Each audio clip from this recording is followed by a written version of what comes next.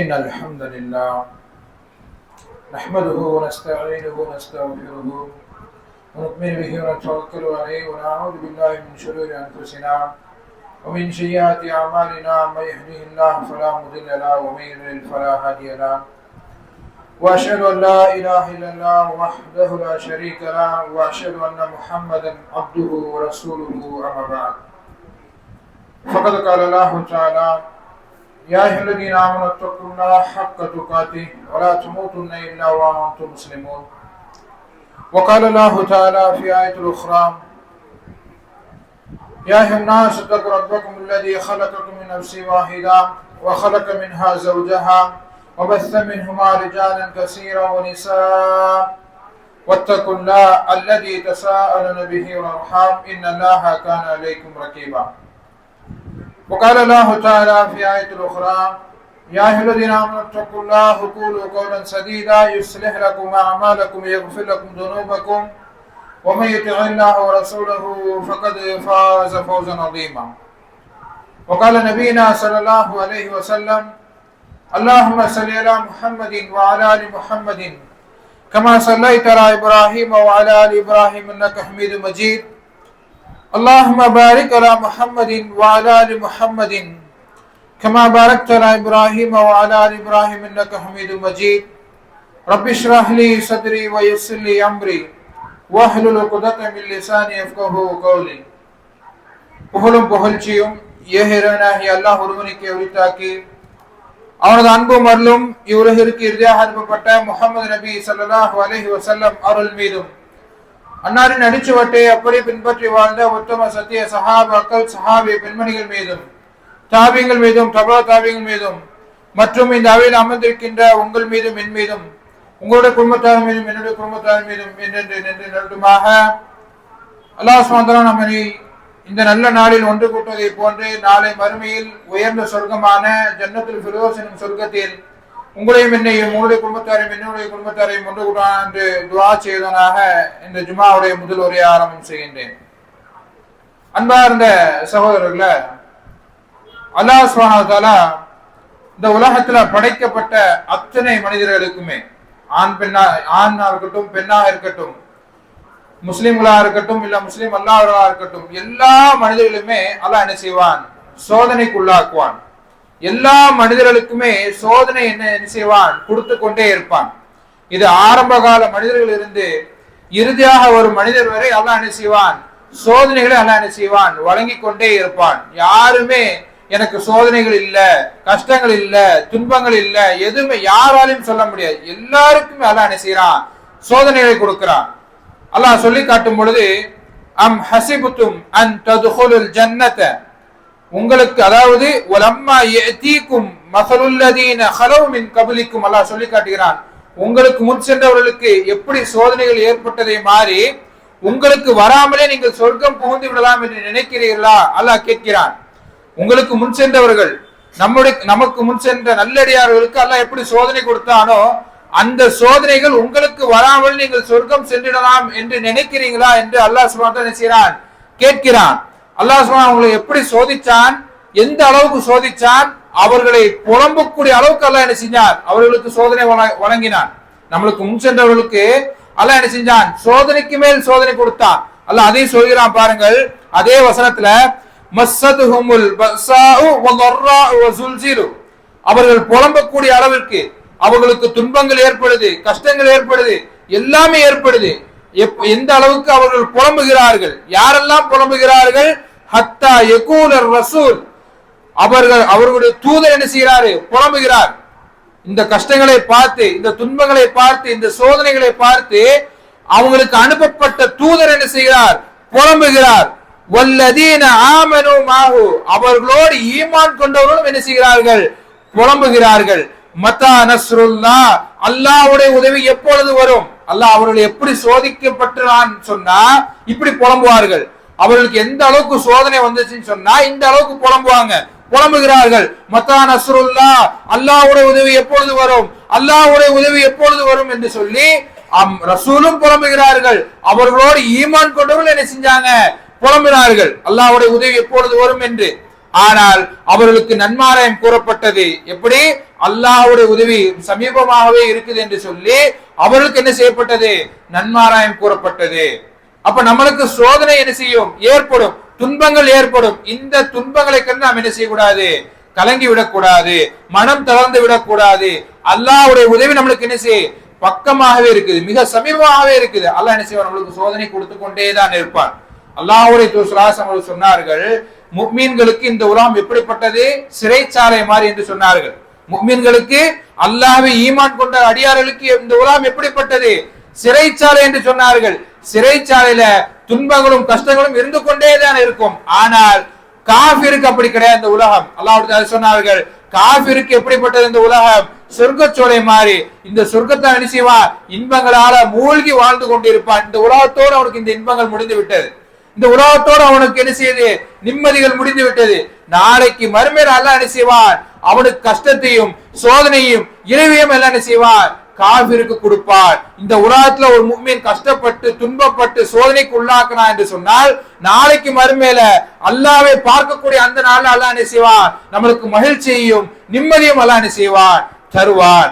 நமக்கு சோதனைகள் வராமல் இருக்காது, வந்து கொண்டேதான் இருக்கும். அப்படி சோதனையில ஒரு மனிதன், எனக்கு சோதனைகளே இல்ல, எனக்கு சோதனைகளே வரல, கஷ்டங்களே வரல அப்படின்னு சொன்னா, அல்லாஹ்வுடைய வசனமும் பொய்யாகிவிட்டது, அல்லாஹ்வுடைய சொன்ன கூற்றும் பொய்யாகிவிட்டது. அப்படித்தானே? அல்லாஹ் என்ன சொல்லியிருக்கா? உங்களை நான் சோதனைக்குள்ளாக்கும் என்று சொல்லிட்டான். உங்களுக்கு முன்னாடி சோதனை கொடுத்த மாதிரி உங்களுக்கும் சோதனை கொடுப்பேன் என்று அல்லாஹ் சொல்லிவிட்டான். அப்படி ஒரு மனிதனுக்கு சோதனை வரல அப்படின்னு சொன்னா அல்லாஹ்வுடைய இந்த வாசம் பொய்யாகிவிட்டது. அல்லாஹ்வுடைய தூதர் என்ன சொன்னாங்க? உங்களுக்கு சோதனை வரும், இந்த உலகம் என்பது சிறைச்சாலை என்று சொன்னார்கள். அப்படி ஒரு மனிதனுக்கு சோதனை வராம இருந்து கஷ்டங்கள் வராம இருந்து சொன்னா அல்லாஹ்வுடைய தூதர் ஸல்லல்லாஹு அலைஹி வஸல்லம் கூற்று பொய்யாகிவிடும். அப்போ அல்லாஹ் எல்லா மனிதர்களும் என்ன செய்வான்? சோதனைக்குள்ளாக்குவான். ஏன்? நபிமார்களும் அல்லாஹ் சோதனைக்குள்ளாக்கினான். எல்லா நபிமார்களையும், இந்த உலகத்திற்கு அனுப்பப்பட்ட எல்லா நபிமார்களையும் அல்லாஹ் என்ன செஞ்சான்? சோதனைக்குள்ளாக்கினான். அதே மாதிரிதான் நம்மளையும் அல்லாஹ் என்ன செய்வான்? சோதிப்பான். நம்முடைய பொறுமையை சோதிப்பான். அல்லாஹ் என்ன செய்வான்? நம்முடைய பொறுமையை சோதிப்பான், நம்முடைய ஈமானை சோதிப்பான், நம்முடைய அமல்களை என்ன செய்வான்? சோதிப்பான். நம்முடைய யக்கீனை அல்லாஹ் சோதிப்பான், நம்முடைய மரண தருவாயை அல்லாஹ் என்ன செய்வான்? சோதிப்பான். இப்படி எல்லாத்தையுமே அல்லாஹ் என்ன செய்வான்? சோதிப்பான். கடைசியில நம்முடைய மறுமை நம்பிக்கை எவ்வாறு இருப்பது என்பதை கூட அல்லாஹ் என்ன செய்வான்?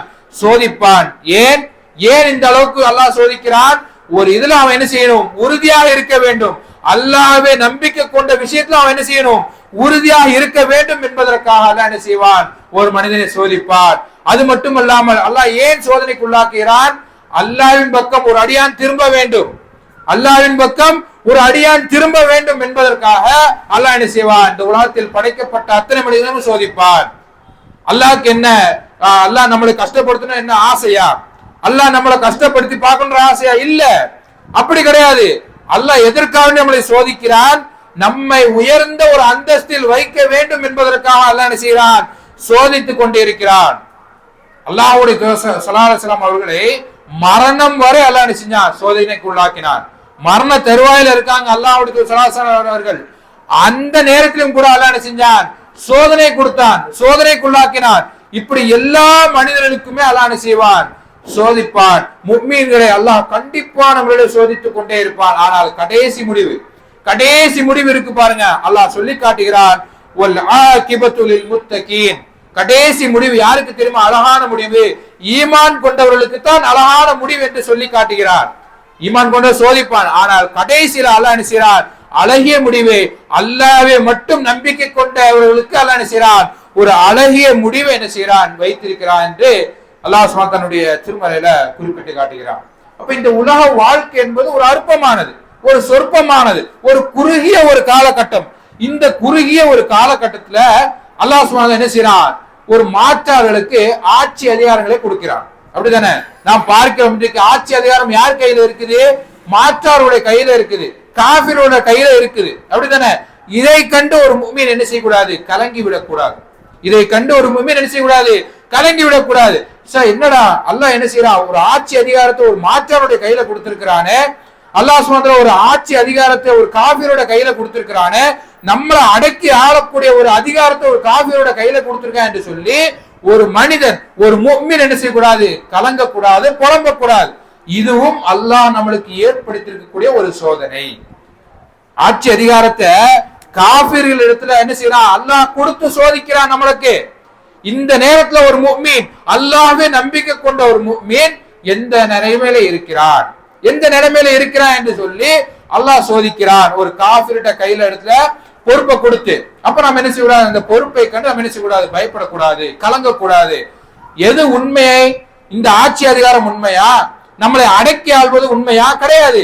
அல்லாஹ்வுடைய மார்க்கம், இறை அச்சம், இறை நம்பிக்கை, இதுதான் உண்மை. இந்த உலகத்துல வாழும் பொழுது மீது எல்லாம் போலியானது. ஆட்சி அதிகாரம் இந்த உலகத்தோடு முடிந்து விட்டது, எல்லாமே போலியானது.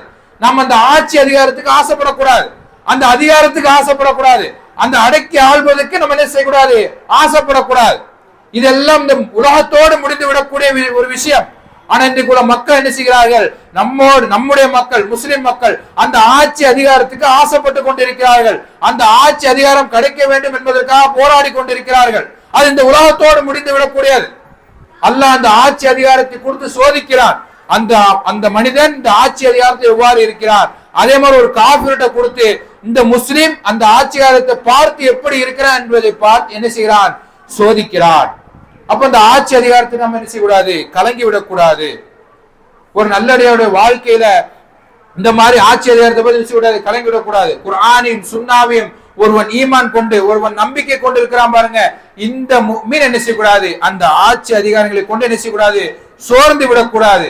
அல்லாஹ் நம்மளை கைவிட்டு விடுவானோ, அல்லாஹ் நம்மளை கவிழ்த்து விட்டு விடுவானோ, நம்முடைய வீடுகள் சூறையாடிப்பட்டு விடுமோ, நம்முடைய மதரசாக்கள் சூறையாடிப்பட்டு விடுமோ என்று சொல்லி என்ன செய்யக்கூடாது, ஒரு முஸ்லிம் கலங்கி விடக்கூடாது.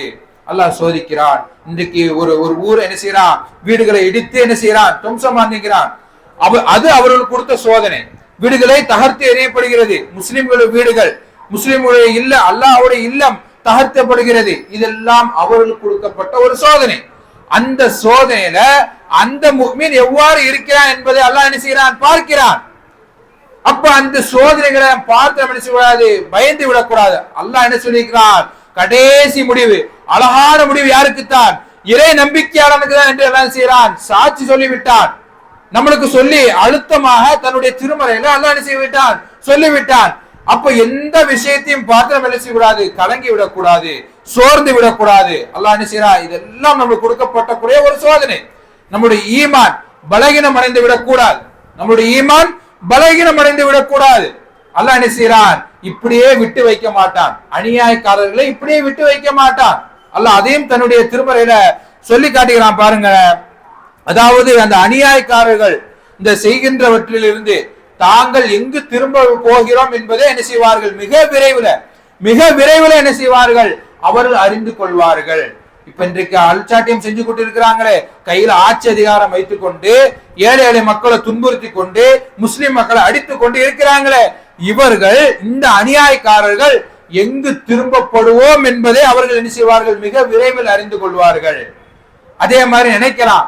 அப்ப அல்லாஹ் என்ன செய்யறான், இப்படி ஆட்சி அதிகாரத்தை கொடுத்திருக்கிறான், நம்மளை துன்புறுத்துறான், நம்மளை அடிக்கிறான், நம்மளை நாட்டை விட்டு விரட்டுறான், இப்படி எல்லாம் பார்த்திருக்கிற அல்லாஹ் ஒண்ணுமே செய்ய மாட்டேங்கிறானே என்று எல்லா மக்களுக்குமே மனதுல ஒரு கேள்வி எழுப்பப்படும். அப்படிதானே? இன்றைக்கு நம்மளை அடிக்கிறான், துன்புறுத்துறான், சோதனைக்குள்ளாக்குறான், ஆனா அல்லாஹ் இதெல்லாம் பார்த்துட்டு சும்மா இருக்கிறானே என்று சொல்லி எல்லா மனிதர்களுக்குமே, எல்லா முஸ்லிம் மக்களுக்குமே அல்லாஹ் என்ன செய்வோம், ஒரு கேள்விகள் எழும்பும். ஆனால் அல்லாஹ் என்ன செய்யறான், அந்த அநியாயக்காரர்கள் செய்து கொண்டிருப்பதெல்லாம் பார்த்து கொண்டிருக்கிறான். அல்லாஹ் என்ன செய்யறான், பார்த்து கொண்டிருக்கிறான். நீ என்ன செய்யணுமோ செய், நீ ஆடுறியா ஆடு, எவ்வளவு ஆடணுமோ ஆடு. அல்லாஹ் என்ன செய்வான், ஒரு நாள் பிடிப்பான். அல்லாஹ் அதையும் தன்னுடைய திருமறையில சொல்லி காட்டுகிறான் பாருங்கள். அந்த அநியாயக்காரர்கள் ஆட்சியை எல்லாம் அல்லாஹ் பார்த்து கொண்டேதான் இருக்கிறான். எதற்கு, எந்த நாளுக்கு, ஒரு நாளுக்காக, அந்த மறுமை நாளுக்காக அல்லாஹ் என்ன செய்கிறான், பார்த்து கொண்டிருக்கிறான். அந்த மறுமை நாள் வரும்பொழுது அல்லாஹ் என்ன செய்வான், ஒரு பிடி பிடிப்பான். அல்லாஹ்வுடைய பிடி என்பது கடினமானது. அல்லாஹ் ஒரு பிடி பிடிச்சான் என்று சொன்னால் கடினமான முறையில பிடிப்பான். அதனால அல்லாஹ் நம்மளுக்கு இந்த வசனத்தை கொண்டு நம்மளுக்கு ஆறுதல் சொல்றான். அல்லாஹ் என்ன செய்யறான், அநியாயக்கார ஆட்சியை பார்த்து கொண்டுதான் இருக்கிறான். ஒரு நாளுக்காக அல்லாஹ் காத்து கொண்டிருக்கிறான். அந்த நாள் வந்துச்சு சொன்னா அல்லாஹ் என்ன செய்வான், அந்த அநியாயக்கார ஆட்சிகளை அப்படியே ஒன்றும் இல்லாமல் என்ன செய்வான், தகர்த்து விட்டு விடுவான். அப்ப இந்த சோதனைகளை கண்டு நம்ம என்ன செய்யக்கூடாது, அஞ்சக்கூடாது, பயப்படக்கூடாது. நபிகள் நாயகம் ஸல்லல்லாஹு அலைஹி வஸல்லம் அவர்களை சொந்த ஊர்ல இருந்து விரட்டி அடிச்சாங்க. சொந்த ஊர்ல இருந்து பிறந்து வளர்ந்த அந்த ஊர்ல அந்த மக்கள் யாரு? அல்லாஹ்வுடைய தூதர் ஸல்லல்லாஹு அலைஹி வஸல்லம் சொந்தக்காரர்கள். எல்லாமே அல்லாஹ்வுடைய தூதர் ஸல்லல்லாஹு அலைஹி வஸல்லம் சொந்தக்காரர்களே என்ன செய்யறாங்க? அல்லாஹ்வுடைய தூதர் விரட்டுறாங்க. மக்காவை விட்டு என்ன செய்யறாங்க? எவ்வளவு பெரிய சோதனை, எவ்வளவு பெரிய ஒரு சோதனை. தன்னுடைய சொந்த ஊர்ல இருந்து விரட்டி அடிக்கப்படுறதுன்னு சொன்னா எவ்வளவு பெரிய ஒரு சோதனை. அந்த சோதனைகளை அல்லாஹ்வுடைய தூதர் ஸல்லல்லாஹு அலைஹி வஸல்லம் வெற்றி அடைந்தார்கள், பொறுமையாக இருந்தார்கள். முதல்ல கடைபிடிக்கக்கூடிய ஒரு விஷயம், நம்மளுக்கு சோதனை வந்துச்சுன்னு சொன்னா முதல்ல கடைபிடிக்கக்கூடிய விஷயம் பொறுமைதான். பொறுமையாக இருக்க வேண்டும். அல்லாஹ்வுடைய வாழ்க்கையில் நம்ம இது அதிகமாக பார்க்கலாம். எவ்வளவோ சோதனைகள் ரசூல் ஸல்லல்லாஹு அலைஹி வஸல்லம் வந்துச்சு. அப்போ சொந்த நாட்டை விட்டு சொந்த ஊரை விட்டு என்ன செய்யறாங்க? விரட்டி அடிக்கிறாங்க. வெளியே போங்க என்று சொல்லி அனுப்பி விடுறார்கள். அல்லாஹ்வுடைய பொறுமையாக என்ன செய்கிறார்கள்? அந்த ஊரை விட்டு வெளியேறாங்க. தூதர் மட்டுமே வெளியேறாங்க. அவர்களோடு ஈமான் கொண்டவர்களும் அவர்களோடு ஈமான் கொண்ட மக்களும் என்ன செய்யறாங்க? வெளியேறாங்க. அதாவது சொத்துக்களையும் தோட்டங்களையும் மனைவி மக்களையும் எல்லாத்தையுமே விட்டு விட்டு அல்லாஹ்வுடைய தூதரும் அவர்களோடு ஈமான் கொண்டு என்ன செய்யறாங்க? வெளியே போறாங்க. சொந்த ஊரை விட்டு வேற ஒரு ஊருக்கு, எந்த ஊர்னே தெரியாது, அந்த ஊர்ல பழக்கமும் கிடையாது, அந்த ஊருக்கு என்ன செய்யறாங்க? போறாங்க. விரட்டி அடிக்கப்படுகிறார்கள். சொத்துக்கள் எல்லாம் விட்டு விட்டு எந்த சொத்துமே அவங்க என்ன செய்யல, எடுத்துட்டு போல. தோட்டம் துறவு எல்லாத்தையுமே விட்டுட்டு என்ன செய்யறாங்க? பக்கத்து நாட்டுக்கு போறாங்க. அப்ப எவ்வளவு பெரிய ஒரு சோதனை, எவ்வளவு பெரிய சோதனை. இந்த சோதனை நமக்கு ஒரு சின்ன ஒரு சோதனை தான் வந்துச்சு. அப்படித்தானே? அப்படிதானே? சிஏ என்ஆர்சின்னு சொல்லி ஒரு சின்ன ஒரு சோதனை வந்துச்சு. அல்லாஹ் என்ன செய்யறான்? இந்த சோதனை கொடுத்து பார்க்கிறான். ஒரு முஃமின் எப்படி இருக்கிறான், ஒரு முஸ்லிம் எப்படி இருக்கிறான் என்று ஒரு சின்ன ஒரு சோதனை அல்லாஹ் என்ன செஞ்சான்? கொடுத்தான். இந்த சோதனையில நாம் எப்படி இருந்தோம், எப்படி கடைபிடித்தோம்? இந்த சோதனையை பொறுமையாக இருந்தோமா? பொறுமை இழந்தோம். இந்த இடத்துல பொறுமை இழந்தோம். என்னுடைய வீட்டுக்கு ஒரு ஆபத்து வந்துருச்சு, என்னுடைய வீட்டுக்கு ஒரு ஆபத்து வந்துருச்சு, என்னை விட்டு விட்டு என்ன செய்யறான்? வெளியேற்ற போறான் அப்படின்னு சொல்லி என்ன செஞ்சோம்? ரோட்டுக்கு வந்து என்ன செஞ்சோம்? போராடினோம். அப்படிதானே? ரோட்டுக்கு வந்து போராடினோம். அந்த சிஏக்காக இந்த நாட்டில நம்ம தங்கிடணும், நம்ம வீட்டை தக்க வச்சுக்கணும்னு சொல்லி நாம் அகதிகளா ஆகிவிடக் கூடாது என்பதற்காக நம்ம என்ன செஞ்சோம்? ரோட்டுக்கு வந்து போராடினோம். நம்மளுக்கு அந்த சோதனையில நம்ம என்ன செய்யல? வெற்றி பெறல. அந்த சோதனை நம்ம என்ன செஞ்சோம்? வெற்றி பெற்றோமா? அல்லாஹ்வுடைய தூதர் நம்மளுக்கு பொறுமையா இருக்கக்கூடிய ஒரு இதை கற்றுக் கொடுத்தாங்க. அந்த இடத்துல பொறுமையா இருந்தோம் என்று கேட்டால் கிடையாது. பொறுமை இழந்தோம். பொறுமை இழந்தவளா அந்த இடத்துல இருந்தோம். அப்படித்தானே? அப்ப இப்படி அல்லாஹ் செஞ்சா ஒவ்வொரு சோதனை நம்மளுக்கு கொடுத்தா, ஆனா நம்ம என்ன செய்யல? எந்த சோதனையுமே வெற்றி பெறல. அடுத்து கடைசியில இப்போ ஒரு எஸ்ஐஆர் என்ற ஒரு சோதனை நம்மளுக்கு கொண்டு வந்தான். அதுலயும் நம்ம என்ன செஞ்சோம்? பொறுமை இருந்தோமா? பொறுமையா இல்ல. அந்த எஸ்ஐஆர் நிரப்புவதற்கு எங்கெல்லாமோ அலைஞ்சோம், யார்கிட்ட எல்லாமோ போய் கேட்டோம். எனக்கு 2002 ஓட்டு இல்லையே, ஏன் எங்க வாப்பா ஓட்டு போடல, எங்கம்மா ஓட்டு போடலையே, இதுக்கு என்ன செய்யணும்னு சொல்லி தெரு தெருவாக நம்ம என்ன செஞ்சோம்? அலைஞ்சோம் இந்த சின்ன சோதனைக்காக. ஆனால் அல்லாஹ்வுடைய தூதரை சொந்த நாட்டில இருந்து விரட்டினாங்க. பொறுமையாக இருந்தார்கள். நீ விரட்டுறியாப்பா? விரட்டு. எனக்கு இது சொந்த ஊர்லாம் கிடையாதுப்பா, நான் இந்த உலகத்துல தங்க போறதும் கிடையாது, எனக்கு சொந்த ஊர் என்னது? மறுமைதான், நான் அங்க போய் பாத்துக்கிறேன் சொல்லி அல்லாஹ்வுடைய தூதர் பேசுறாங்க. பொறுமையாக அந்த இடத்தை விட்டு காலியாகி போனார்கள். நாம் என்ன செஞ்சோம்? பொறுமையாக இருந்தோமா? பொறுமை இழந்தவர்களாக இருந்தோம். பொறுமை இழந்தவர்களாக, அந்த பொறுமையை கடைபிடிக்க தெரியாதவர்களாக நாம் என்ன செஞ்சோம்? இருந்தோம். அப்ப நம்மளுக்கு ஏற்படக்கூடிய சோதனைகள் இருந்து நம்ம என்ன செய்ய வேண்டும்? முதல்ல பொறுமையாக இருக்க வேண்டும், பொறுமையை கடைபிடிக்க வேண்டும். அல்லாஹ்வுடைய தூதர் நம்மளுக்கு என்ன செஞ்சிருக்காங்க? இது கற்றுக் கொடுத்திருக்கிறார்கள். சஹாபாக்களும் இப்படித்தான் வாழ்த்து எடுத்தாங்க. சஹாபாக்களுக்கு சொல்லி கொடுத்தது எல்லாமே இதுதான். பொறுமையா இருங்க, நம்மளுக்கு ஏற்படக்கூடிய சோதனைகள் என்ன செய்யுங்க? பொறுமையாக இருங்கள் என்று சொல்லி அல்லாஹ் என்ன செஞ்சாங்க? சொல்லி கொடுத்தாங்க. அல்லாஹ் அதைத்தான் சொல்கிறான், நீங்கள் பொறுமையாக இருங்கள். பொறுமையாளர்களோடு யார் இருக்கிறார்? அல்லாஹ் இருக்கிறான்.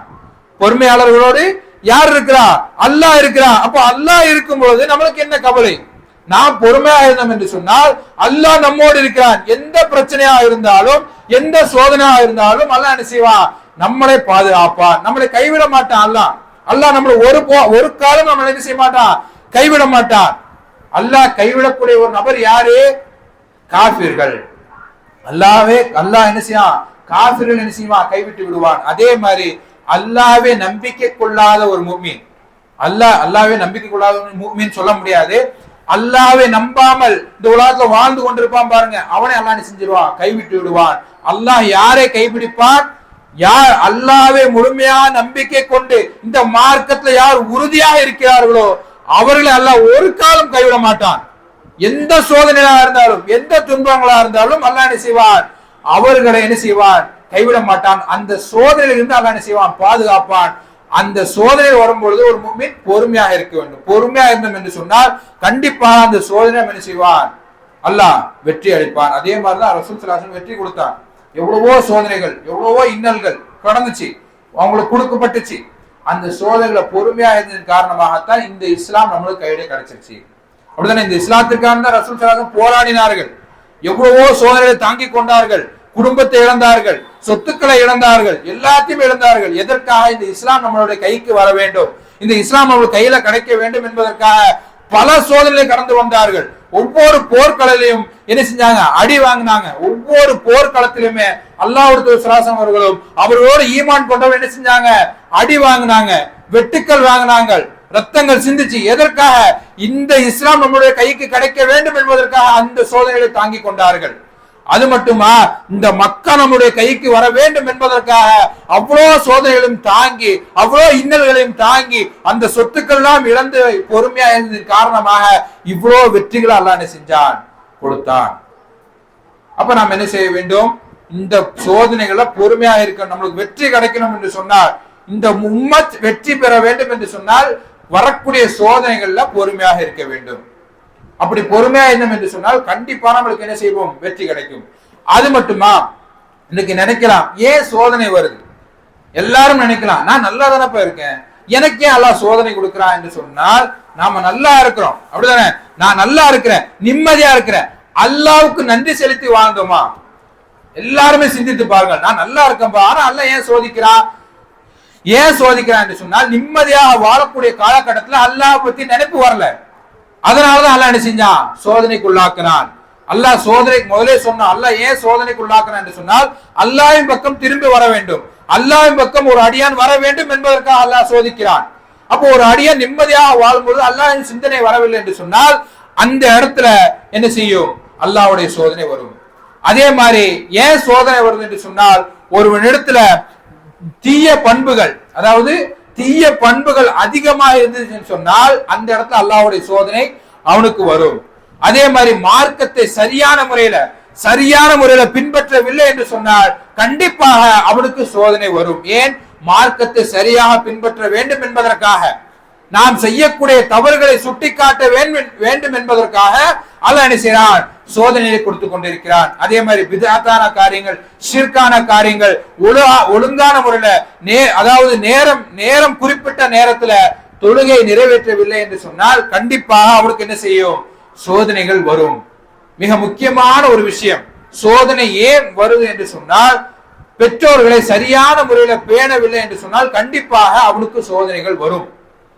பெற்றோர்கள் கையேந்தி விட்டார் என்று சொன்னால் கண்டிப்பாக அல்லாஹ் என்ன செய்வான், அந்த அடியானுக்கு சோதனைகளை கொடுப்பான். அப்போ இந்த விஷயங்கள் எல்லாம் நம்மள்ட்ட இருந்துச்சுன்னா கண்டிப்பா நம்மளுக்கு என்ன செய்யும், சோதனைகள் வரும். அப்ப இந்த விஷயங்கள் எல்லாம் நாம் என்ன செய்யக்கூடாது, இருக்கக்கூடாது. அல்லாஹ்வை மறந்துடலாம் நினைச்சக்கூடாது, இருக்கக்கூடாது. அப்படி இருந்தோம் என்று சொன்னால் கண்டிப்பாக நம்மளுக்கு சோதனைகள் வரும். அதே மாதிரி பிதஅத்தான காரியங்கள், ஷிர்கான காரியங்கள் செஞ்சு கொண்டிருந்தோம் சொன்னா அவனுக்கு அல்லாஹ்வுடைய சோதனைகள் வரும். வீட்டுல என்ன செய்யும், கஷ்டங்கள், துன்பங்கள், பல முசீபத்துகள் அவனுக்கு என்ன செய்யும், சூழ்ந்து கொண்டே இருக்கும். அவன் அதை விடுகின்ற வரைக்கும், ஷிர்கான காரியங்கள், பிதஅத்தான காரியங்கள் விடுகின்ற வரைக்கும் அவனுக்கு பல முசீபத்துகள் அவனுக்கு இருந்து கொண்டே இருக்கும். அதே மாதிரி பெற்றோர்களை ஒழுங்கான முறையில் பேணவில்லை என்று சொன்னால், பேண தவறிவிட்டோம் என்று சொன்னால், அவர்களை திட்டிக் கொண்டு அவர்களை அடித்துக் கொண்டு இருந்தோம் என்று சொன்னால் கண்டிப்பாக அல்லாஹ்வுடைய சோதனை அவர்களுக்கு என்ன செய்யும், வரும் என்பதை அல்லாஹ் என்ன செய்யறான், நம்மளுக்கு சொல்லி காட்டுகிறான். ஆகவே அன்பார்ந்தவர்களே, நாம் என்ன செய்ய வேண்டும், இந்த சோதனைகள் வரும் பொழுது நாம் என்ன செய்யக்கூடாது, கலங்கிவிடக் கூடாது. இந்த சோதனைகள் ஏன் வருகின்றது என்பதை நாம் என்ன செய்ய வேண்டும், புரிந்து கொள்ள வேண்டும். நம்மளுக்கு சோதனை வந்துச்சா அப்ப நம்மள்ட்ட ஏதோ ஒரு தவறு இருக்குது, அல்லாஹ் என்ன செய்யறான், அதை சுட்டி காட்ட வேண்டும் என்பதை ஆசைப்படுகிறான் என்று சொல்லி நாம் என்ன செய்யணும், நம்மளோட மனதுல நினைச்சுக்கிறோம். அப்படி சோதனை வந்துட்டு சொன்னா நம்மள்ட்ட எந்த குறை இருக்குதோ அந்த குறையை நாம் என்ன செய்யணும், அதை சரிப்படுத்திக்க வேண்டும். எனக்கு சோதனை வருதா, அப்ப நான் சரியா தொழல, அப்ப நான் என்ன செய்யணும், அந்த தொழுகையில சரியா இருந்துக்கணும். எனக்கு சோதனை வருதா, ஆனா தொழுகையில கரெக்டா இருக்கு, அப்ப வேற எதுலயும் நான் மிஸ்டேக் விட்டு இருக்கிறேன், அப்ப அதை நாம் என்ன செய்யணும், சரி பண்ணணும். இப்படி சரி பண்ணாலே நம்ம என்ன செய்யும், நம்மளுக்கு சோதனைகள் நம்மளை விட்டு நீங்கிவிடும். ஆகவே அன்பார்ந்தவர்களே, நம்மளுக்கு சோதனை வரும் பொழுது பொறுமையாக இருக்கக்கூடிய பாக்கியத்தை அல்லாஹ் நம் அனைவருக்கும் தந்து புரிவானாக.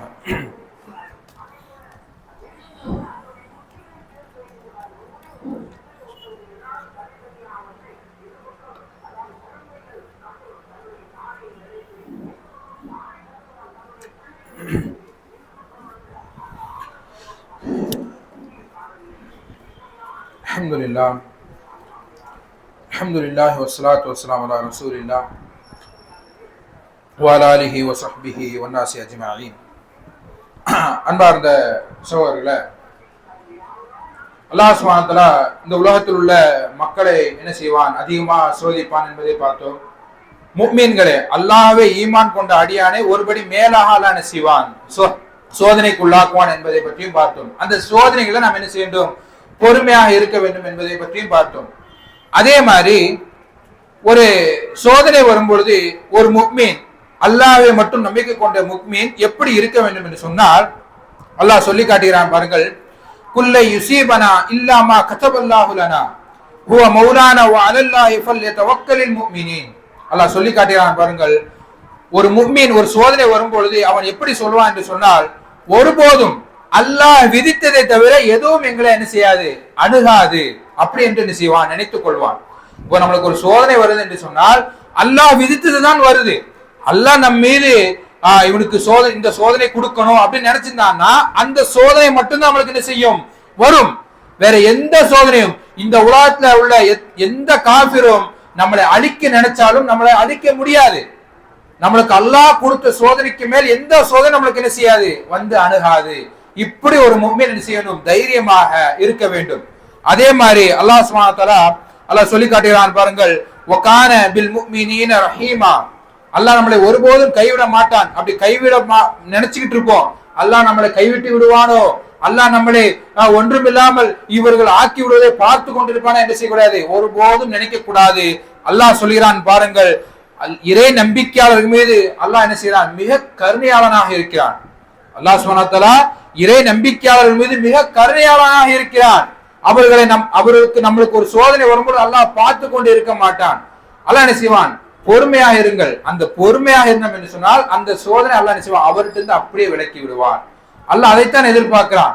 அல்லாஹ் சோதனை கொடுத்துக்கிட்டு என்ன செய்யறான், என்னுடைய அடியான் பொறுமையாக இருக்கிறானா என்பதை தான் என்ன செய்யறான், எதிர்பார்க்கிறான். அப்படி நான் பொறுமையா இருந்தோம் என்று சொன்னால் நம்மளுக்கு அந்த சோதனையிலிருந்து என்ன செய்யும், விடை கிடைத்து விடும். அப்போ நம்மளுக்கு அல்லாஹ் விதித்தை தவிர வேற எதுவுமே நடக்காது. அல்லாஹ் நம்மி இறக்கிய சோதனையை தவிர வேற எந்த சோதனை நம்மளுக்கு என்ன செய்யாது, வந்து அணுகாது என்பதே ஒரு முஃமின் ஆழமாக என்ன செய்ய வேண்டும், மனதில பதிய வைத்துக் கொள்ள வேண்டும். அதே மாதிரி நம்மளை கைவிட்டு விடுவானா என்ற ஒரு காலம் நினைக்காதீங்க. அல்லாஹ் நம்ம மீது கருணையாளனாக இருக்கிறான், மிக மிக கருணையாளனாக இருக்கிறான். ஒரு முஃமின் கஷ்டப்படுவதை அல்லாஹ் ஒரு காலம் விரும்புவது கிடையாது. அல்லாஹ் என்ன செய்வது, ஒரு காலம் என்ன செய்வது, விரும்புவது கிடையாது. அப்ப நாம் எவ்வாறு இருக்க வேண்டும், பயப்படணும். எதை கண்டுதான் பயப்படணும், அல்லாஹ்வை கண்டு மட்டும்தான் என்ன செய்ய வேண்டும், பயப்பட வேண்டும். அல்லாஹ்வை கண்டு மட்டும்தான் பயப்பட வேண்டும். அல்லாஹ் நம்மளுக்கு வழங்கிய சோதனை கண்டு நான் நினைச்சக்கூடாது, பயப்படக்கூடாது.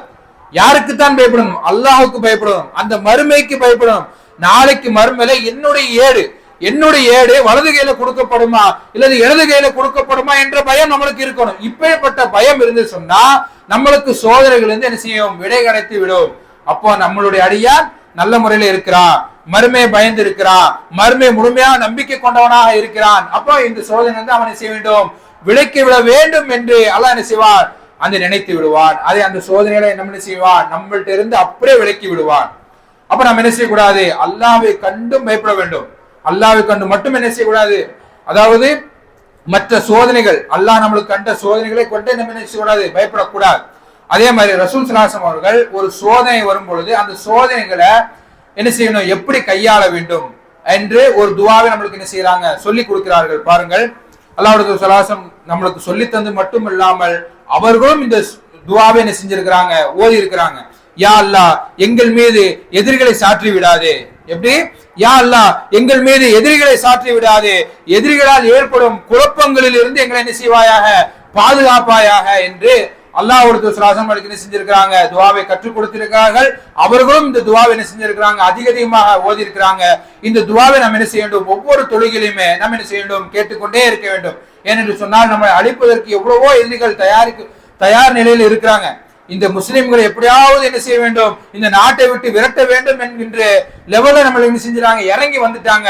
அப்ப நாம் என்ன செய்யணும், அதை கண்டு அஞ்சாமல் அல்லாஹ்வுடைய ஸல்லல்லாஹு நம்மளுக்கு கற்றுத்தந்த இந்த துஆவை ஒவ்வொரு தொழுகையிலுமே ஒவ்வொரு நேரங்களிலுமே என்ன செய்ய வேண்டும், நம்மளுக்கு கிடைக்கக்கூடிய நேரங்கள் எல்லா நேரங்களிலுமே இந்த துஆவை நம்ம என்ன செய்ய வேண்டும், அதிக அதிகமாக ஓதிக்கொண்டே இருக்க வேண்டும். யா அல்லாஹ், எதிரிகளை எங்கள் மீது சாற்றி விடாதே, அவர்களால் ஏற்படும் குழப்பங்கள் இருந்து எங்களை என்ன செய்வாயாக, பாதுகாப்பாயாக என்று துஆவை நம்ம என்ன செய்ய வேண்டும், அடிக்கடி நம்மளுக்கு கிடைக்கக்கூடிய நேரங்கள் என்ன செய்ய வேண்டும், ஓத வேண்டும். ஆகவே அன்பார்ந்த சகோதரர்களே, நாம் என்ன செய்யக்கூடாது, இந்த சோதனையை கண்டு அஞ்சக்கூடாது, அதை கண்டு என்ன செய்யக்கூடாது, விரண்டு ஓடக்கூடாது. நாம் என்ன செய்ய வேண்டும், தைரியமாக இருக்க வேண்டும். இந்த துஆவை அதிகமாக ஓத வேண்டும்.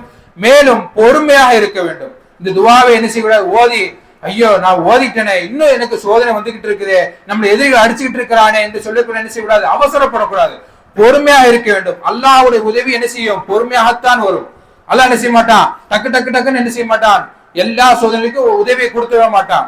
அப்படி என்று சொன்னால் நபி இப்ராஹிம் அலைஹிஸ்ஸலாம் அவர்களுக்கு நெருப்பில் போடுறதுக்கு முன்னாடி உதவி வந்திருக்கணும். ஆனா எப்போ வந்துச்சு, நெருப்புல போட்டதுக்கு அப்புறம் தான் அல்லாஹ்வுடைய உதவி வந்துச்சு. அப்படிதானே, நெருப்புல போட்டதுக்கு அப்புறம் தான் அல்லாஹ்வுடைய உதவி நபி இப்ராஹிம் அலைஹிஸ்ஸலாம் அவர்களுக்கு வந்துச்சு.